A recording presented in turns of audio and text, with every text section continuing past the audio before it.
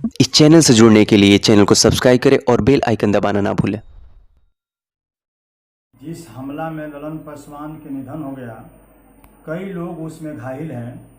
उस घटना पर पूरे पार्टी के तरफ से हम लोग मांग करते हैं कि उस परिवार को 5 लाख रुपया मुआवजा दिया जाए।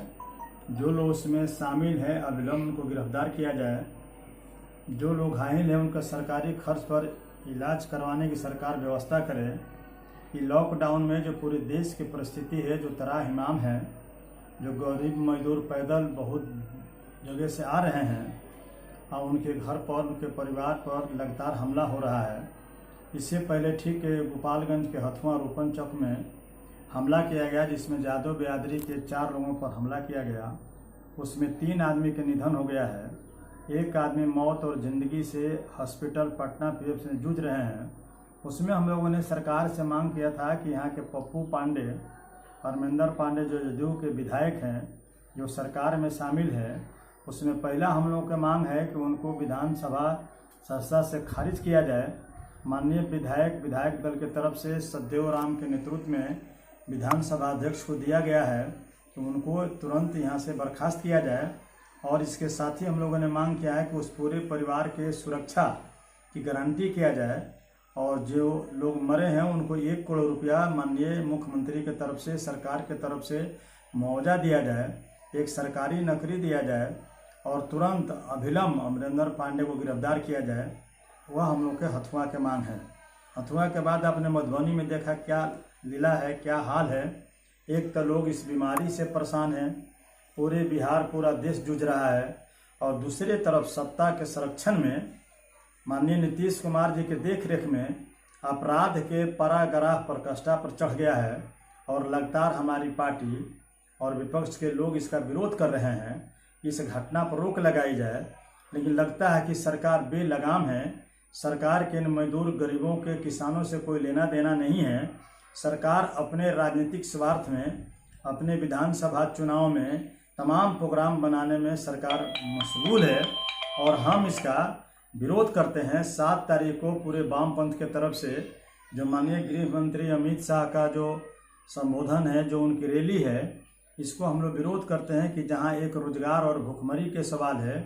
आज भी पूरे देश में लगभग भूख और रास्ते में चलने से एक्सीडेंट में लगभग 700 लोग मर चुके हैं। उनको इसका कोई फिक्र नहीं है, केवल उनके अपना राजनीतिक ही मतलब है।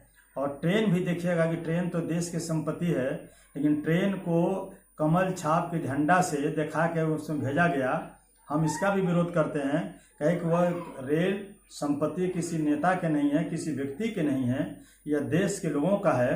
तो जो हमारे देश के झंडा है उसे दिखाना चाहिए, लेकिन सरकार ऐसा नहीं कर पा रही है। आज भी उत्तर प्रदेश में, दिल्ली में, बम्बे में जो अभी आंधी तूफान आया है, इससे लाखों लोग बर्बाद हो गए हैं, फसल नुकसान है, पूरे मकान की क्षति है। सरकार उस पर ध्यान कम दे रही है। कैसे दोबारा सरकार सत्ता में आए, जो विधानसभा का चुनाव होना है, इसी में सरकार लगी हुई है। हम लोग की मांग है कि मनरेगा में मजदूरी पहले 180 रुपया था, अभी 202 रुपया सरकार ने घोषणा किया है।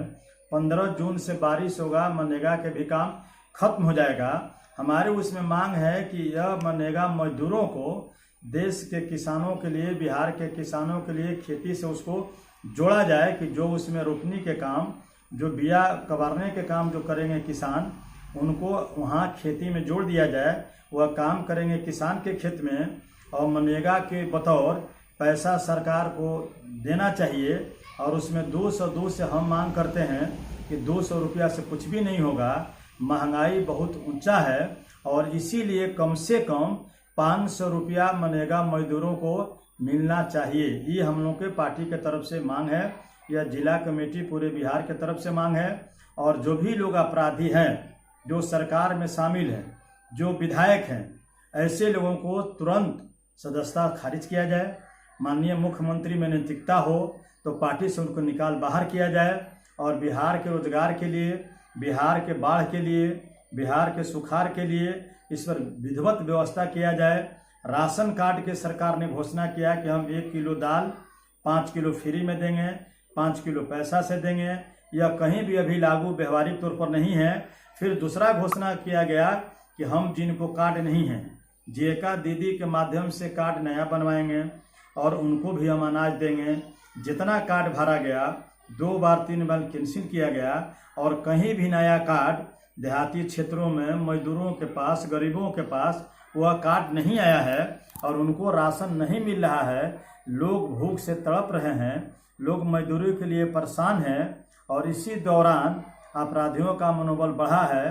अभी सीवान में अपहरण हुआ है, सुने हैं कि कुछ लोग गिरफ्तार हुए हैं और यह सरकार चुपचाप कान में तेल डाल के केवल फोकस के बाद, केवल झूठ के बाद, केवल लबरई के बाद, इसके अलावा कुछ भी सरकार नहीं कर पा रही है। यह हम लोग मांग करते हैं कि सरकार को अविलंब इस पर विचार करना चाहिए। इन मजदूरों के लिए जीवन भत्ता के लिए कम से कम जो प्रवासी मजदूर आए हैं बाहर से, उनको प्रति महीना 10,000 रुपया सरकार के तरफ से देना चाहिए। क्योंकि जो भूमिहीन गरीब है, जो भूमिहीन यहाँ के मजदूर हैं, उनके पास 1 कट्ठा जमीन नहीं है, वह बाहर कमाने से रोजी रोटी पर ही निर्भर था। वहाँ काम भी बंद हो गया। वह 30 लाख लोग बिहार में आ गए और 30 लाख लोगों के मजदूरी के लिए कोई सरकार के पास ऐसा योजना नहीं है और आने वाले जून जुलाई में उनके सामने भारी संकट होगा। सरकार इस पर कोई ध्यान नहीं दे रही है। इसीलिए हम लोगों ने माननीय प्रधानमंत्री से, माननीय मुख्यमंत्री नीतीश कुमार जी से हम लोग मांग करते हैं, जो बिहार में 30 लाख लोग आ गए हैं उसमें से कम 25 लाख तो ऐसे लोग हैं जिनके पास 1 धूर जमीन नहीं है। उनके झोपड़ी के अलावा वह जाएंगे कहाँ? उनके बच्चा भूखे मर जाएंगे। 5 किलो अनाज से क्या होगा? प्रति व्यक्ति को 15 किलो अनाज और 3 किलो दाल, 2 लीटर कड़वा तेल उन गरीबों को देना चाहिए जब तक उनको मजदूरी, उनको रोजगार नहीं मिलता है। ये हम लोगों की मांग है। ये हम सरकार से मांग करते हैं। किसान के भी पूरा कर्ज माफ़ करना चाहिए। जब तक स्थिति ठीक नहीं हो जाए वह किसानों को 10,000 रुपया उनको और 25 एकड़ के हिसाब से 26,000 रुपया प्रति एकड़ के हिसाब से उन गरीब किसानों को सरकार को देना चाहिए। उनके तमाम कर्ज को माफ़ किया जाए, मालगुजारी भी उनको माफ़ कर दिया जाए, बिजली बिल भी है उस सब बिहार को माफ़ कर दिया जाए जो इस वृद्धि में आते हैं। यह सरकार से हम लोगों का मांग है।